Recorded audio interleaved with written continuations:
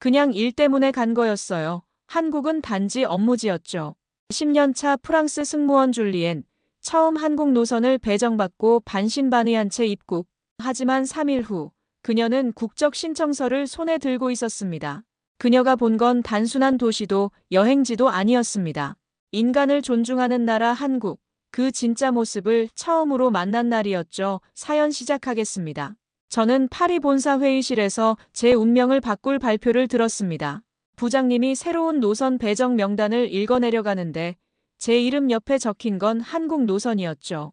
솔직히 말하면 그때까지 한국에 대해 아는 게 거의 없었어요. 김치 정도? 그것도 맛본 적은 없었습니다. 회의가 끝나고 동료들이 저에게 다가왔어요. 마르셀이 어깨를 으쓱하며 말했죠. 줄리엔, 한국이라니. 아시아는 정말 피곤해. 시차 적응도 힘들고. 클로에도 고개를 저었습니다. 나라면 절대 안 갈 거야. 너무 멀잖아. 하지만 저는 오히려 궁금했어요. 왜 다들 그렇게 반응하는 걸까? 저한테는 새로운 기회처럼 느껴졌거든요. 파리에서 태어나 자란 저에게 완전히 다른 세계는 모험 같았습니다. 집에 돌아가서 한국에 대해 찾아봤어요. 인터넷에서 본 서울의 야경은 정말 아름다웠죠. 네온사인들이 반짝이는 거리, 한강을 가로지르는 다리들. 그런데 정작 사람들 이야기는 많지 않더라고요. 어떤 사람들이 살고 있을까? 어떤 문화일까 하는 호기심이 계속 생겼습니다. 준비 기간 동안 한국어 기초 회화책을 샀어요. 안녕하세요, 감사합니다 정도는 외워두자 싶었거든요. 발음이 생각보다 어려웠지만 연습하다 보니 묘한 매력이 있었습니다. 프랑스어와는 완전히 다른 리듬감이었죠. 출발 전날 밤, 엄마가 전화를 걸어왔어요. 줄리엔, 너무 멀리 가는 거 아니야. 혼자서 괜찮겠어? 저는 괜찮다고 말했지만 솔직히 조금은 떨렸습니다. 하지만 더 큰 기대감이 있었어요. 새로운 세계를 만날 수 있다는 설렘 말입니다. 동료들은 계속 걱정스러운 표정이었어요. 피에르가 마지막으로 말했죠. 빨리 돌아와. 파리가 최고야. 저는 웃으며 대답했습니다. 한 달 후에 봐요.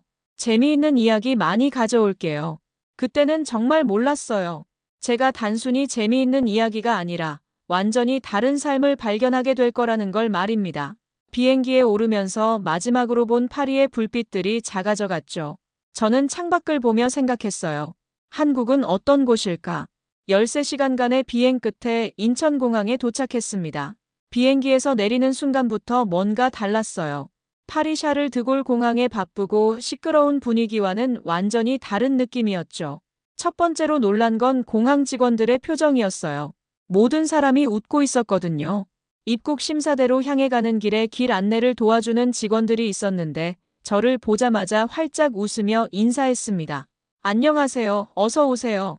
제가 프랑스에서 온 승무원이라고 하니까 더욱 친절하게 대해주더라고요. 입국 심사줄에 서 있는데 또 한 번 놀랐습니다. 사람들이 정말 질서정연하게 줄을 서 있었어요. 파리에서는 늘 누군가가 새치기 하거나 큰 소리로 떠들곤 했는데 여기는 정말 조용했죠. 아이들까지도 부모님 손을 잡고 얌전히 기다리고 있었어요. 입국 심사관도 정말 친절했습니다. 제 여권을 보더니 프랑스에서 오셨군요. 한국 처음이세요? 라고 물었어요. 저는 어설픈 한국어로 네, 처음입니다. 라고 답했죠. 그러자 심사관이 웃으며 한국어 잘하시네요. 한국 여행 즐기세요라고 말해줬어요. 수화물을 찾는 곳도 깔끔했습니다. 프랑스 공항에서는 늘 수화물이 뒤섞이고 시끄러웠는데 여기는 모든 게 체계적이었어요. 제 캐리어가 나오자마자 한국 승무원 동료가 저를 맞아줬죠. 줄리엔 씨죠? 저는 김소영입니다. 한국 오신 걸 환영해요. 공항에서 나오면서 주변을 둘러봤어요. 건물도 깨끗하고 사람들도 모두 바쁘지만 여유 있어 보였습니다. 택시를 타고 서울로 향하는 길에 소영 씨가 말했어요. 한국 어떠세요? 첫인상이. 저는 정말 솔직하게 답했습니다. 공항이 이렇게 조용할 수 있다는 걸 처음 알았어요. 고속도로를 달리면서 본 한국의 첫 풍경도 인상적이었어요. 아파트들이 질서정연하게 늘어서 있고 간판들도 네온사인이지만 너무 화려하지 않았죠. 파리의 오래된 건물들과는 완전히 다른 현대적인 모습이었지만 어떤 조화로움이 있었어요. 소영 씨가 창밖을 가리키며 설명해 줬습니다. 저기 보이는 게 한강이에요. 나중에 꼭 가보세요. 정말 아름다워요. 저는 그때 몰랐어요.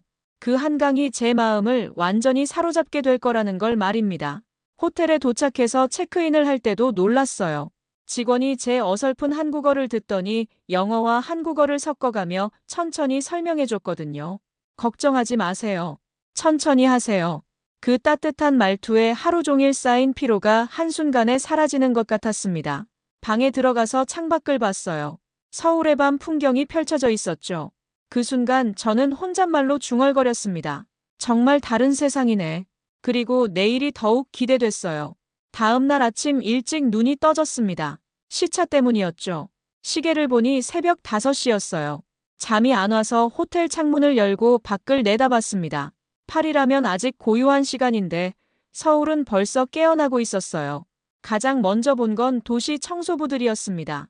주황색 조끼를 입은 분들이 거리를 깨끗하게 치우고 있었어요. 그런데 놀라운 건 그분들의 표정이었죠. 힘든 일을 하는데도 서로 인사하고 웃으며 일하고 계시더라고요. 파리에서는 새벽 청소부들이 항상 무표정하고 지쳐 보였는데 말입니다. 6시쯤 되니까 학생들이 하나둘 나타나기 시작했어요. 교복을 입은 고등학생들이었는데 어른들을 보면 꼭 인사를 했습니다. 안녕하세요. 청소하시는 아저씨들도 응, 학교 잘 다녀와 하며 답해 주시고요. 저는 그 장면을 보면서 가슴이 뭉클했어요. 호텔 로비로 내려가서 아침 식사를 하는데 직원이 저를 알아보고 다가왔습니다. 어제 체크인하신 프랑스 손님이시죠? 잠은 잘 주무셨어요? 저는 네, 감사합니다라고 답했는데 그 직원이 또 말했어요. 한국 음식도 드셔보세요. 입에 맞을지 모르겠지만요. 아침 식사 메뉴에 김치찌개가 있었어요. 처음 먹어보는 거였는데 생각보다 맛있었습니다. 매콤하면서도 깊은 맛이 있었죠. 옆 테이블에 앉은 한국 할머니가 저를 보시더니 웃으며 말씀하셨어요. 외국 사람이 김치찌개 먹는 거 보니까 신기하네. 맛있어요? 저는 어설픈 한국어로 네, 맛있습니다라고 답했죠. 그러자 할머니가 정말 기뻐하시면서 우리 음식이 맛있다니 고마워요라고 하시는 거예요. 그 순간 정말 놀랐습니다. 프랑스에서는 낯선 사람과 이렇게 자연스럽게 대화하는 일이 거의 없거든요. 식사를 마치고 호텔 근처를 산책했어요. 아침 7시인데도 거리가 활기찼습니다. 출근하는 사람들, 조깅하는 사람들, 강아지 산책시키는 분들까지 모든 사람이 각자 할 일을 하면서도 서로를 배려하고 있었어요. 지하철역 입구에서 길을 잃고 헤매고 있었는데 한 아주머니가 다가와서 물어봤습니다. 어디 가세요? 저는 지도를 보여드리며 명동이라고 했죠. 그랬더니 그 아주머니가 저도 그쪽으로 가는데 같이 가요라고 하시는 거예요. 지하철에서 그 아주머니와 이야기를 나눴는데 정말 신기했습니다. 저를 완전히 모르는 사람인데 마치 오래된 친구처럼 대해주시더라고요. 한국 어때요? 음식은 괜찮아요? 이런 질문들을 계속 해주셨어요. 명동에 도착해서 헤어질 때 그 아주머니가 말씀하셨죠. 한국 여행 잘하세요. 우리나라 사람들이 다 친절하니까 뭐든 물어보세요. 저는 그때 처음으로 깨달았습니다. 어제 공항에서 느꼈던 그 따뜻함이 단순한 서비스가 아니라 한국 사람들의 진짜 마음이었다는 걸 말이에요. 명동 거리를 걸으면서 생각했어요. 서울은 깨어있는 도시가 아니라 살아있는 도시였다. 건물들도 거리도 그리고 무엇보다 사람들이 정말 살아 숨쉬고 있었거든요. 파리도 아름다운 도시지만 서울의 이 생동감은 완전히 다른 매력이었습니다. 첫 번째 근무를 마치고 호텔로 돌아왔는데 밤 12시가 넘었어요. 파리라면 모든 가게가 문을 닫았을 시간이죠. 그런데 호텔 근처에 24시간 편의점이 있다는 걸 발견했습니다. 정말 24시간일까 하는 호기심에 들어가 봤어요. 들어가자마자 깜짝 놀랐습니다. 새벽임에도 불구하고 가게 안이 환하고 깔끔했어요. 진열대도 완벽하게 정리되어 있고 없어진 상품들도 바로바로 채워져 있더라고요. 파리의 야간 가게들은 대부분 어둡고 지저분한데 말입니다. 더 놀라운 건 손님들이었어요. 새벽인데도 사람들이 조용히 물건을 고르고 있었거든요. 학생으로 보이는 젊은이들, 야근하고 돌아가는 직장인들, 심지어 할머니까지 계셨어요. 모든 사람이 자연스럽게 쇼핑하고 있었죠. 삼각김밥과 바나나 우유를 골라서 계산대에 갔는데 또 한 번 충격을 받았습니다. 직원이 한 명도 없었어요. 셀프 계산대만 있더라고요. 처음에는 어떻게 하는지 몰라서 당황했는데 옆에 있던 할아버지가 친절하게 도와주셨습니다. 여기 바코드 대시고 여기 카드 넣으시면 돼요. 할아버지가 천천히 설명해 주시는데 마치 손자를 가르치는 것 같았어요. 계산이 끝나고 나서 고맙습니다 라고 인사드렸더니 천만에요. 외국분이시군요. 한국 생활 잘 하세요라고 하시더라고요. 그 순간 정말 신기했어요. 무인 시스템인데도 사람의 따뜻함이 있었거든요. 프랑스에서는 셀프 계산대가 있으면 사람들이 차갑고 기계적으로 처리하는데 여기서는 서로 도우며 배려하고 있었습니다. 편의점을 나와서 혼자 밤거리를 걸었어요. 새벽 2시인데도 전혀 무섭지 않았습니다. 가로등도 밝고 지나가는 사람들도 위험해 보이지 않았어요. 파리에서는 절대 혼자 새벽에 돌아다닐 수 없는데 말이죠. 몇 블록 걸어가다가 또 다른 편의점을 발견했어요. 호기심에 들어가 봤는데 여기는 더욱 신기했습니다. 무인 카페 기계가 있어서 원두커피를 직접 내려 마실 수 있었어요. 새벽에 커피를 마시는 사람들이 있다는 것도 놀라웠지만 모든 게 질서정연하게 돌아가고 있다는 게 더 놀라웠죠. 커피를 마시면서 편의점 안을 둘러봤어요. 라면 코너, 과자 코너, 생활용품 코너까지 없는 게 없었습니다. 그런데 가장 인상 깊었던 건 사람들의 모습이었어요. 누구 하나 큰 소리 내지 않고 서로를 방해하지 않으면서도 자연스럽게 공간을 공유하고 있었거든요. 한 여학생이 과제하는 것 같았어요. 편의점 테이블에 앉아서 조용히 공부하고 있더라고요. 프랑스라면 여기는 공부하는 곳이 아니야라고 누군가 뭐라고 했을 텐데 여기서는 아무도 신경 쓰지 않았습니다. 오히려 배려하며 조용히 행동하고 있었어요. 밤 3시쯤 되어서 호텔로 돌아가는 길에 생각했습니다. 이 나라는 정말 특별하다고. 무인 시스템이지만 사람 냄새가 나고 늦은 밤이지만 안전하고 개인의 공간이지만 모두가 배려하는 곳이라고 말이에요. 호텔방에 들어가서 침대에 누웠는데 계속 생각이 났어요. 파리에서는 절대 경험할 수 없는 이 독특한 조화로움, 첨단 기술과 인간적인 따뜻함이 함께 존재하는 이상한 매력 말입니다. 그 밤 저는 정말 깊이 잠들었어요. 이렇게 안전하고 평화로운 기분으로 잠든 게 언제였는지 기억이 안 날 정도로요. 한국에 온 지 사흘째 되는 날 자유시간이 생겨서 남산에 올라가 보기로 했어요. 소영 씨가 서울 전체를 볼 수 있는 곳이라고 추천해줬거든요. 아침 일찍 남산 입구에 도착했는데 벌써 많은 사람들이 등산을 하고 있었습니다. 등산로 초입부터 신기했어요. 파리에서는 산에 오르려면 차로 한참 가야 하는데 여기는 도시 한복판에 이런 자연이 있다니. 걷기 시작하자마자 새소리가 들리고 나무들 사이로 상쾌한 바람이 불어왔죠. 10분쯤 올라가는데 숨이 차기 시작했어요.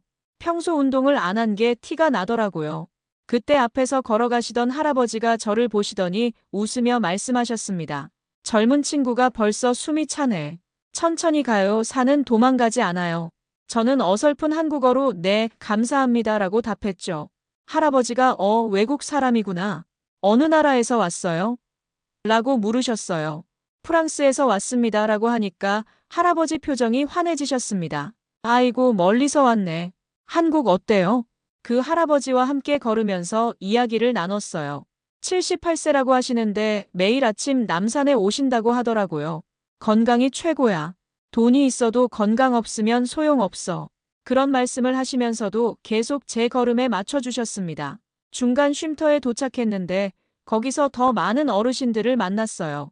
할머니 3분이 앉아 계셨는데 제 할아버지가 저를 소개해 주셨습니다. 프랑스에서 온 친구야. 한국 구경하러 왔대. 그러자 할머니들이 정말 반가워하시더라고요. 어머, 프랑스라니. 파리 에펠탑 있는 그 프랑스. 한 할머니가 물으셨어요. 저는 네, 맞습니다라고 답했죠. 우리 손자가 프랑스 여행 가고 싶어 하는데 어때요, 거기? 또 다른 할머니가 물으셨습니다. 그때부터 정말 재미있는 대화가 시작됐어요. 할머니들이 프랑스에 대해 궁금한 걸 물어보시고 저는 한국에 대해 물어봤죠. 김치는 어떻게 만들어요? 한국 사람들은 왜 이렇게 친절해요? 이런 질문들을 했더니 할머니들이 정말 좋아하셨어요. 한 할머니가 가방에서 뭔가를 꺼내셨어요. 직접 만드신 김밥이었습니다. 이거 먹어봐. 우리가 직접 만든 거야. 저는 정말 감동했어요. 완전히 모르는 외국인인데 이렇게 음식까지 나눠주시다니. 너무 감사합니다라고 했더니 뭘 감사해. 우리 손자 같은데라고 하시는 거예요. 김밥을 먹는데 정말 맛있었어요. 집에서 만든 따뜻한 맛이었죠. 할머니가 맛있어? 라고 물으시길래 정말 맛있습니다. 어떻게 만들어요? 라고 했더니 정말 자세히 가르쳐 주시더라고요. 김 고르는 법부터 밥 짓는 법까지. 다시 정상을 향해 올라가는데 할머니 한 분이 같이 가자고 하셨어요. 그래서 함께 올라갔는데 계속 한국 이야기를 해주셨습니다. 옛날에는 이 산에 호랑이도 살았대, 저기 보이는 한강에서 빨래도 했고, 이런 재미있는 이야기들을 들려주셨죠. 정상에 도착해서 서울 전경을 봤는데 정말 장관이었어요. 한강이 흐르고 빌딩들이 펼쳐져 있고, 그런데 그보다 더 아름다운 건 제 옆에 계신 할머니의 모습이었습니다. 완전히 모르는 외국인을 마치 가족처럼 돌봐주시는 그 마음 말이에요. 할머니가 제 어깨를 두드리며 말씀하셨어요. 한국 어때? 좋지? 저는 그때 정말 눈시울이 붉어졌습니다. 마음속 깊은 곳에서 무언가가 올라오더라고요. 정말 좋습니다. 한국 사람들이 너무 따뜻해요. 내려가는 길에 할머니가 마지막으로 말씀하셨어요. 우리나라 좋으면 자주 와. 언제든 환영이야. 그 순간 저는 깨달았습니다. 한국은 낯선 이를 가족처럼 여기는 나라라는 걸. 이런 따뜻함은 프랑스에서도 어디서도 경험해 본 적이 없었거든요. 일주일째 되는 날 저녁 한강공원에서 자전거를 빌려 탔어요. 소영 씨가 한강 자전거 투어는 꼭 해봐야 한다고 했거든요. 오후 6시쯤 시작했는데 한강변 자전거 도로가 정말 잘 되어 있더라고요. 자전거를 타면서 본 한강의 저녁 풍경은 정말 아름다웠습니다. 다리들이 하나씩 불을 켜기 시작하고 강 건너편 빌딩들도 네온 사인을 밝히고 있었죠. 파리의 생강과는 또 다른 매력이었어요. 더 현대적이고 활기찼거든요. 자전거 도로에는 정말 많은 사람들이 있었어요. 가족 단위로 온 사람들, 연인들, 친구들, 혼자 온 사람들까지 모든 사람이 각자의 방식으로 한강을 즐기고 있었습니다. 그런데 놀라운 건 질서였어요. 이렇게 많은 사람이 있는데도 전혀 혼잡하지 않았거든요. 자전거를 타다가 잠깐 쉬려고 벤치에 앉았는데 옆에 앉은 아버지와 딸이 대화하는 걸 들었어요. 아빠, 저 외국인 아저씨 혼자인 것 같은데 불쌍해. 어린 딸이 저를 보며 말하더라고요. 아버지가 그냥 자전거 타는 걸 즐기는 거야. 우리나라 좋다고 생각할 거야 라고 답하셨습니다. 시간이 흘러서 밤 9시가 넘었어요. 자전거를 반납하고 걸어서 호텔로 돌아가기로 했는데 한강에서 호텔까지 꽤 거리가 있었거든요. 파리 같았으면 택시를 타거나 지하철을 이용했을 텐데 그날은 걷고 싶었어요. 밤 10시가 넘은 서울 거리를 혼자 걸었습니다. 처음에는 조금 걱정됐어요. 프랑스에서는 밤에 혼자 걷는 건 위험하니까요. 하지만 걸을수록 그 걱정이 사라졌습니다. 가로등도 밝고 지나가는 사람들도 전혀 위협적이지 않았어요. 편의점 앞에서 맥주를 마시는 젊은이들을 봤는데 시끄럽게 떠들지도 않고 조용히 대화하고 있었어요. 파리라면 밤에 이런 모습 보기 힘든데 말이죠. 심지어 그 젊은이들이 저를 보고 안녕하세요라고 인사까지 했습니다. 한 블록 더 가니까 24시간 카페가 있었어요. 밤 11시인데도 사람들이 공부하고 있더라고요.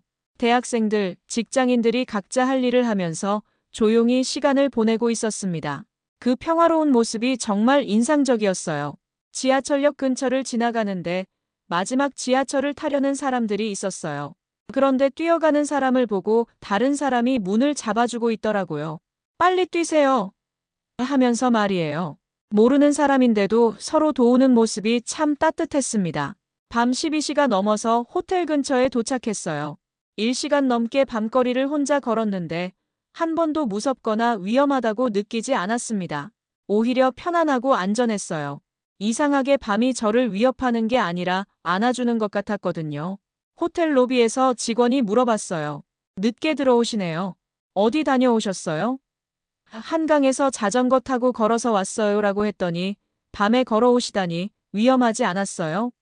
라고 하더라고요. 저는 전혀요. 정말 안전했어요 라고 답했습니다. 엘리베이터를 타고 올라가면서 생각했어요. 파리에서는 절대 경험할 수 없는 이 안전함. 밤이 되어도 사람들이 서로를 배려하고 도시 전체가 하나의 큰 가족 같은 느낌이라고 말이에요. 그 밤 저는 정말 깊이 잠들었습니다. 방 창문을 열고 서울의 밤을 바라보면서 혼잣말했어요. 이곳에서는 밤이 사람을 위협하지 않고 안아주는 시간이구나. 그 순간 가슴 깊은 곳에서 뭔가가 움트기 시작했습니다. 이곳에서 더 오래 있고 싶다는 마음이 말이에요. 한국에 온 지 2주가 지났을 때였어요. 그날 아침 호텔 카페에서 커피를 마시며 노트북을 켰습니다. 프랑스 본사에 보고서를 써야 했거든요. 하지만 키보드 앞에 앉아서 한참을 멍하니 있었어요. 뭘 써야 할지 모르겠더라고요. 처음에는 일반적인 업무 보고를 하려고 했습니다. 한국 노선 운항 상황, 현지 직원들과의 업무 협조 이런 내용들 말이에요. 하지만 타이핑을 시작하자마자 손이 멈췄어요. 정작 중요한 건 그런 게 아니었거든요. 저는 지난 2주를 되돌아봤습니다. 인천공항에서 느꼈던 첫 인상, 편의점에서 만난 할아버지, 남산에서 김밥을 나눠주신 할머니들, 밤거리에서 느꼈던 안전함. 이 모든 경험들이 단순한 여행이 아니었어요. 완전히 새로운 세상을 발견한 거였죠. 커피 한 모금을 마시고 다시 키보드에 손을 올렸습니다. 이번에는 진심을 담아 쓰기 시작했어요. 부장님께 한국 파견 근무 2주차 보고드립니다. 하지만 이번 메일은 일반적인 업무 보고가 아닙니다. 정말 중요한 이야기를 드리고 싶어요. 그렇게 시작해서 제가 경험한 모든 것들을 솔직하게 썼습니다. 공항에서부터 시작된 놀라움들, 사람들의 따뜻함, 이 나라의 독특한 매력까지 손가락이 저절로 움직였어요. 이곳 사람들은 낯선 외국인을 가족처럼 대해줍니다. 새벽 편의점에서도 산에서도 거리에서도 만나는 모든 사람이 그래요. 이런 따뜻함은 파리에서는 경험할 수 없는 것입니다. 쓰다 보니 정말 많은 내용이 나왔어요. A사 용지로 3페이지가 넘었죠. 그런데 가장 중요한 부분은 마지막이었습니다. 한참을 고민하다가 용기를 내서 썼어요. 부장님, 저는 한국에 더 있고 싶습니다. 1개월 파견이 아니라 장기 체류나 교환 근무를 검토해 주실 수 있을까요? 이곳에서 일하고 싶어요. 아니, 이곳에서 살고 싶어요. 메일을 다 쓰고 나서 한참을 들여다봤습니다. 정말 보낼까 말까 고민됐어요. 너무 감정적인 메일 같기도 하고 업무적이지 않은 것 같기도 하고. 하지만 이게 제 진심이었거든요. 발송 버튼을 누르기 전에 소영 씨에게 전화를 걸었어요. 소영 씨, 본사에 한국에 더 있고 싶다고 메일을 써도 될까요? 소영 씨가 웃으며 답했습니다. 물론이죠. 한국이 그렇게 좋으세요? 네, 정말 좋아요. 이런 기분은 처음이에요. 결국 발송 버튼을 눌렀습니다. 메일이 전송되는 순간 가슴이 두근거렸어요. 부장님이 뭐라고 하실까? 동료들이 어떻게 생각할까? 하지만 후회는 없었어요. 정말 솔직한 마음을 전했으니까요. 2시간 후에 답장이 왔어요. 부장님이었습니다. 줄리엔, 정말 놀라운 메일이네요. 솔직히 처음 보는 내용입니다. 한국이 그렇게 특별한 곳인가요? 그리고 마지막에 이런 말씀이 있었어요. 일단 상부에 보고해 보겠습니다. 긍정적으로 검토해 볼게요. 그날 저녁 파리에 있는 친구들에게서 연락이 왔어요. 제 메일이 회사 내부에서 화제가 되고 있다는 거였어요. 마르셀이 문자를 보냈습니다. 줄리엔, 너 정말 한국에서 뭘 경험한 거야? 회사 사람들이 다 궁금해해. 클로에도 전화를 걸어왔어요. 너 정신 나간 거 아니야? 파리 두고 한국에서 살겠다고. 저는 웃으며 답했습니다. 직접 와보면 알 거야. 정말 다른 세상이야. 그 밤 침대에 누워서 생각했어요. 제가 정말 큰 결정을 한 것 같았거든요. 단순히 여행지로 좋다는 게 아니라 인생을 바꾸고 싶다는 마음을 표현한 거니까요. 그런데 전혀 두렵지 않았어요. 오히려 설렜습니다. 다음 날 소영 씨가 물어봤어요. 메일 보내고 어때요? 후회 안 해요? 저는 확신에 차서 답했습니다. 전혀요. 이게 제 진심이에요. 한국에서 새로운 삶을 시작하고 싶어요. 한 달의 파견 기간이 끝나가고 있었어요. 마지막 근무를 마치고 호텔로 돌아오는 길에 정말 복잡한 기분이었습니다. 내일이면 파리로 돌아가야 하는데 솔직히 가기 싫었어요. 이상하게 서울이 고향처럼 느껴졌거든요. 짐을 정리하면서 지난 한 달을 되돌아봤어요. 처음 인천공항에 도착했을 때의 설렘, 편의점에서 느꼈던 놀라움, 남산에서 만난 할머니들, 한강에서의 평화로운 시간들.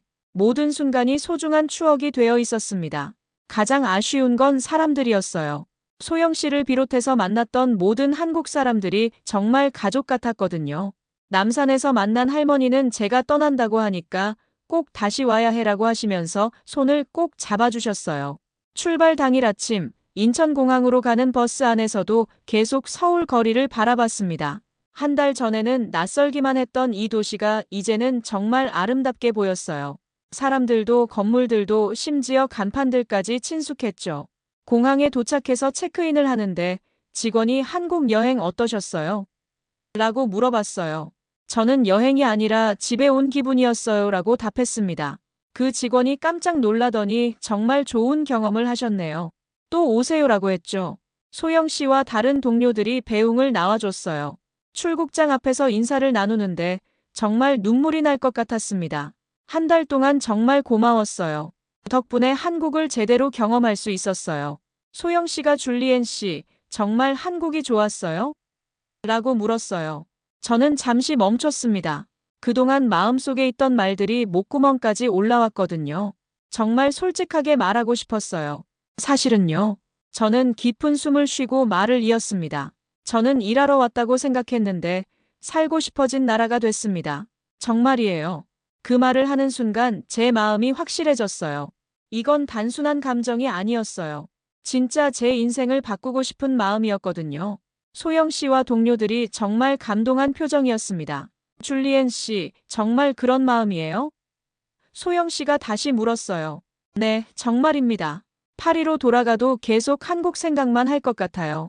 이곳 사람들, 이곳 문화, 모든 게 그리울 거예요. 출국 심사를 마치고 게이트로 향하면서도 계속 뒤를 돌아봤어요. 한국을 떠나기 싫었거든요.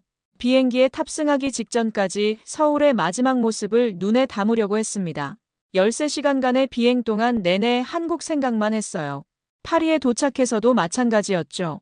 샤를 드골 공항이 예전 같지 않았어요. 시끄럽고 차갑게 느껴졌거든요.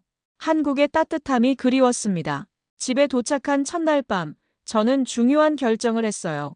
인터넷으로 한국 대사관 홈페이지에 들어가서 국적 관련 정보를 찾아봤습니다.